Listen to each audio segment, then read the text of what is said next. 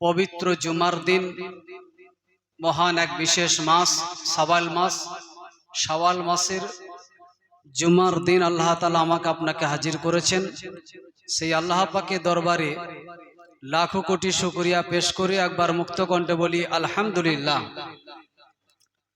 পবিত্র জুমার দিন মুসলমান জগতের সবথেকে উৎকৃষ্ট, সবথেকে পবিত্রতম দিন হচ্ছে জুমার দিন। তাই সকলের কাছে ইতিপূর্বে বলা ছিল, আজও বলছি, জুমার নামাজের দাওয়াত একে অপরকে সকলেই দেবেন। জুমার নামাজে যারা হাজির হয়নি তাদেরকে অবশ্যই জুমার মসজিদে জুমার নামাজে আসার জন্য অবশ্যই তাদেরকে বলবেন। জুমার নামাজে আসবে এবং যাতে বক্তব্যের মধ্যে তারা আসতে পারে, কারণ দাওয়াত আগে। যতক্ষণ না দাওয়াত কানে যায় ততক্ষণ তার হেদায়েতের কোনো পথ ফিরবে না, আসবে না। সেই জন্য দাওয়াত কানে যেতে হবে। তো যাই হোক, যে বিষয়ের উপরে আমাদের আলোচনা চলছিল, ঈদের সময় একটা বিশেষ সময় আমাদের গেছে, ঈদ বা রমজান মাস। এই রমজান মাসে দানের একটা ব্যাপার বিভিন্ন খাতে। তো সেই টপিকে মানুষ একটু ব্যতিব্যস্ত থাকে, স্বাভাবিক। তো সেই সম্পর্কেই দানের ব্যাপারে কিছু মানুষ বেজার থাকে, এটা স্বাভাবিক। ম্যাক্সিমাম মানুষ যখন আমাদের দ্বারে কেউ আসে, কেউ বলে, সে বিষয়টা যাই হোক, কেউ জাকাতের জন্য আসে, কেউ ফিতরার জন্য আসে, কেউ মসজিদের জন্য আসে, কেউ মাদ্রাসার জন্য আসে, বিভিন্ন ব্যাপারে মানুষ হাত পাতে বা বলে। তাতে করে আমরা স্বতঃস্ফূর্ত দান কতটা করতে পারি আর কতটা বেজার হয়ে যায়, এটা কেউ কারো পানে তাকিয়ে লাভ হবে না। যে যার নিজ নিজ ভাবে আমার হিসাব আমাকে করতে হবে। আমি হাদিসগুলো আপনাদের কাছে উপস্থাপন করব, তুলে ধরব, সেইগুলো দ্বারা নিজেকে বিচার করতে হবে। কেউ কারো বিচারে তাকিয়ে লাভ নাই। দান ফজিলাত সম্পর্কে এর পূর্বে কথা বলেছিলাম। দান না করার ব্যাপারে দুটো কথা বলেছিলাম, দুটো হাদিস বলেছিলাম। আল্লাহ রাসূল বলেছিল, যদি ওহদ পাহাড় পরিমাণ আমার কাছে স্বর্ণ থাকতো তো আমি 3 দিন রাত পের হতে আমি আল্লাহর রাস্তায় খরচ করে দিতাম।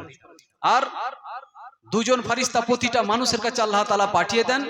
ওই দুজন ফারিস্তা আল্লাহর কাছে ফরিয়াদ করতে থাকে, আল্লাহ, যে দাতা দান করেছে, চাই সেটা মসজিদে হোক, মাদ্রাসায় হোক, গরিবের পানে হোক, যেখানেই হোক না কেন, আল্লাহ তুমি তার প্রতিদান দাও, আল্লাহ তুমি তার প্রতিদান দাও, আল্লাহ তুমি তার প্রতিদান দাও। এটা আমি লিপিবদ্ধ করে রাখবো এবং ইহকাল পরকালে এটাই পাবে। আর অপরজন ফারিস্তা সে বলতে থাকে, আল্লাহ, যে মসজিদ, মাদ্রাসা, গরিবের পাতে এবং আত্মীয় স্বজনের পানে দান করা থেকে বিরত থাকে, আল্লাহ তুমি তাকে সর্বনাশ করো, আল্লাহ তুমি তাকে সর্বনাশ করো, আল্লাহ তুমি তাকে সর্বনাশ করো।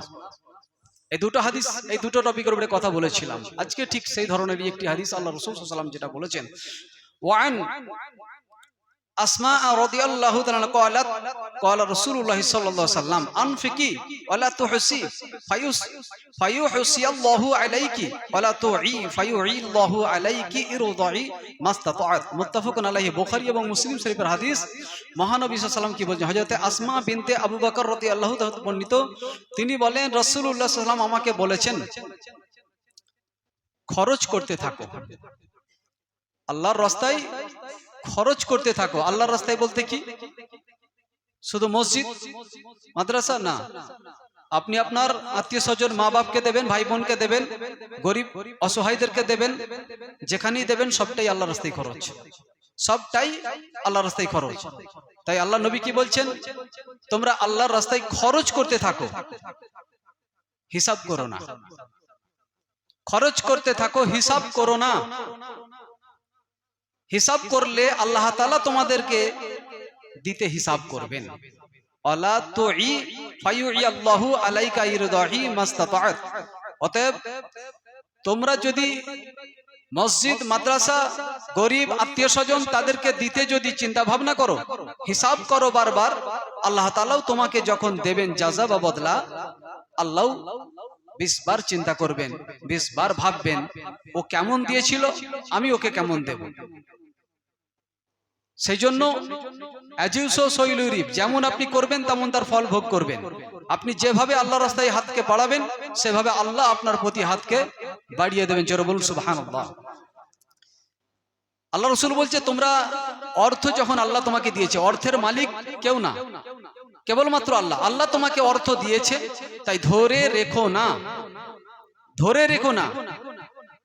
আল্লাহ তাআলা তোমার ব্যাপারেও ধরে রাখবেন। তুমি যদি অর্থকে ধরে রাখার চেষ্টা করো, তুমি যদি নিজে আরাম আয়েশ করার জন্য চেষ্টা করো, তাহলে আল্লাহ তাআলা কাল কিয়ামতের মাঠে আল্লাহ তাআলা তোমাকেও ওই আরাম থেকে বঞ্চিত করবেন। আল্লাহ তাআলা তিনি ধরে রাখবেন, তোমাকে সুযোগ দেবেন না, সেই সুখ শান্তির জায়গা তোমাকেও দেবেন না। তুমি নিজে সুখ ভোগ করেছো, আর গরিবটা এসে তোমার পানে হাত বাড়িয়েছিল। তুমি তোমার এলাকায় বাড়িকে খুব সুন্দর করে বানিয়েছো, তার থেকে কি সুন্দর আল্লাহর ঘরকে করেছিলে? তার থেকে সুন্দর কি মাদ্রাসাগুলো করেছিলে? অতএব এ ব্যাপারে তখন কৈফিয়ত থাকবে, প্রশ্ন থাকবে। আমরা খরচ করি, আল্লাহ রসুল এখানে বুখারী এবং মুসলিম শরীফের হাদিস, আল্লাহ নবী পাক সাল্লাল্লাহু আলাইহি ওয়াসাল্লাম বলছেন যে খবরদার তোমরা খরচ করতে থাকো, তা হিসাব করো না। আর হিসাব করলে আল্লাহ তাআলা তোমাদেরকে দিতে হিসাব করবেন। ধরে রেখো না, তাহলে আল্লাহ তাআলা তোমাদের ব্যাপারে ধরে রাখবেন। যতটুকু সম্ভব দান করতে থাকো, বিনা হিসাবে যতটা পারো সম্ভব দান করতে থাকো। তার পূর্বে বলেছিলাম, দান করলে অর্থ কমে না, দান করলে অর্থ কমে না, অর্থ আল্লাহ তাআলা আরো বরকত দেন। পরবর্তী একটি হাদিস, ওয়ান আবি হুরায়রা রাদিয়াল্লাহু তাআলা ক্বালা ক্বাল রাসূলুল্লাহ সাল্লাল্লাহু আলাইহি ওয়াসাল্লাম, হযরত আবু হুরায়রা থেকে বর্ণিত, তিনি বলেন রাসূল সাল্লাল্লাহু আলাইহি ওয়াসাল্লাম বলেছেন, ক্বালা আল্লাহু তাআলা ইনফিক ইয়া ইবনা আদম আনফিক আলাইকা, মুত্তাফাকুন আলাইহি। বুখারী মুসলিম শরীফ হাদিস, হযরত আবু হুরায়রা থেকে বর্ণিত, তিনি বলেন রাসূল সাল্লাল্লাহু আলাইহি ওয়াসাল্লাম বলেছেন, আল্লাহ তাআলা বলেন, হে আদম সন্তান, তুমি আমার উদ্দেশ্যে খরচ করো, আমি তোমাকে দান করব। আল্লাহ রসুল কি বলছেন? আল্লাহ তাআলা বলেছেন বান্দাদেরকে উদ্দেশ্য করে, বান্দা তোমরা খরচ করতে থাকো আর আমি তোমাদেরকে দান করতে থাকবো। তো খরচটা কোথায় করবে? অপাত্রে নয়, সঠিক জায়গায়, ফি সাবিলিল্লাহর মধ্যে আল্লাহর রাস্তায় খরচ করতে থাকো। অতএব আমি আল্লাহ তাআলা তোমাকে দান করতে থাকবো।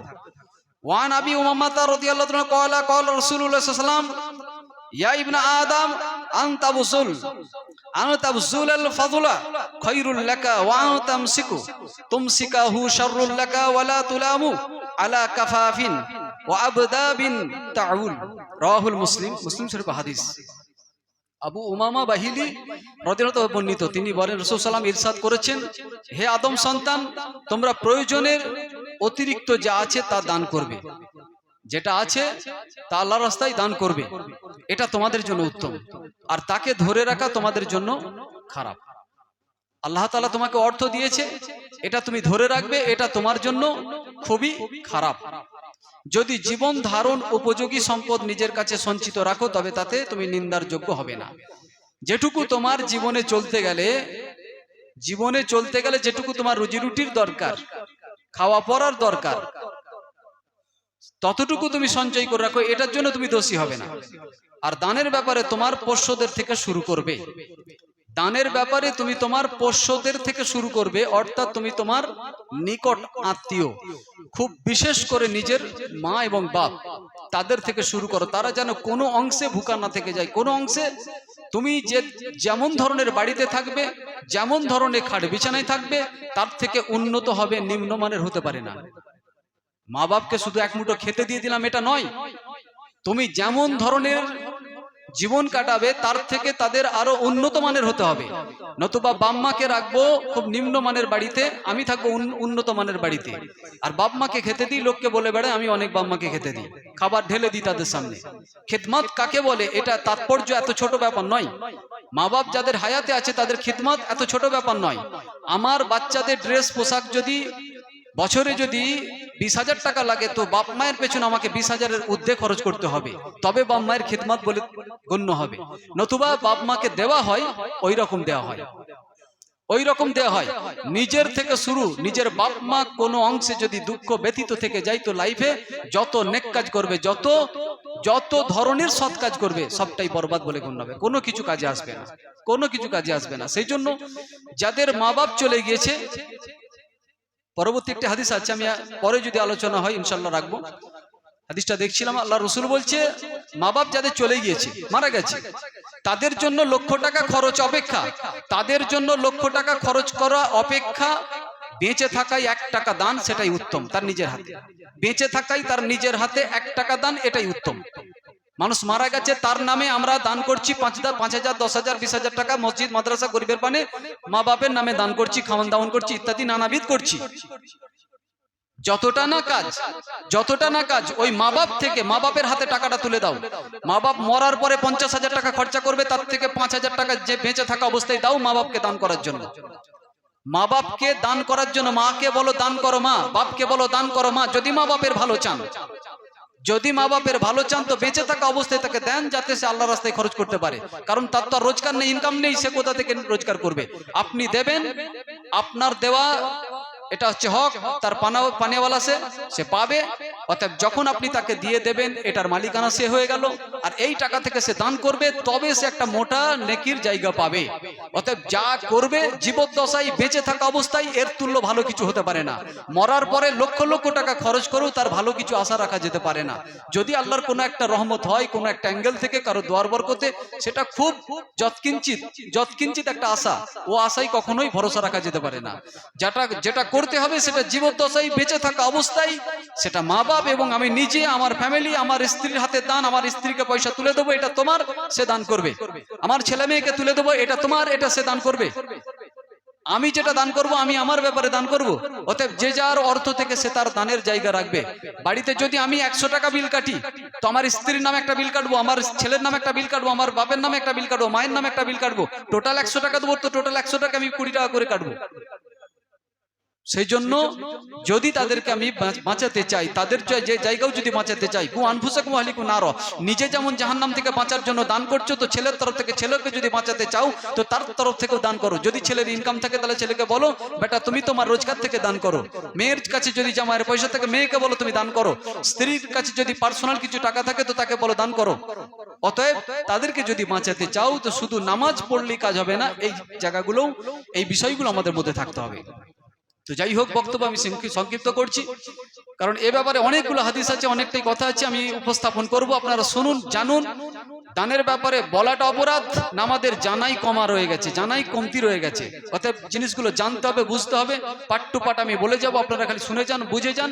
কোথায় দিতে হবে, কেমন দিতে হবে, কতটা দিতে হবে, এ ব্যাপারে আশা করি কোনো প্রশ্ন থাকার কথা নয়। তারপরেও যদি কেউ করে থাকে, সে বিশৃঙ্খলা তৈরি করা। কারণ যেখানে খোদ নবী করিম সাল্লাল্লাহু আলাইহি ওয়াসাল্লাম আবু জেহেল, আবু লাহাবের কাছে দাউদ দিয়েছে, তারা দাউদ নিতে পারেনি। ইসলামের কথা নিতে পারি, তো একটা শ্রেণী ওরকম থাকবেই, ছিল, আছে এবং থাকবে। অতএব ওদিকে কান দেওয়ার দরকার নাই।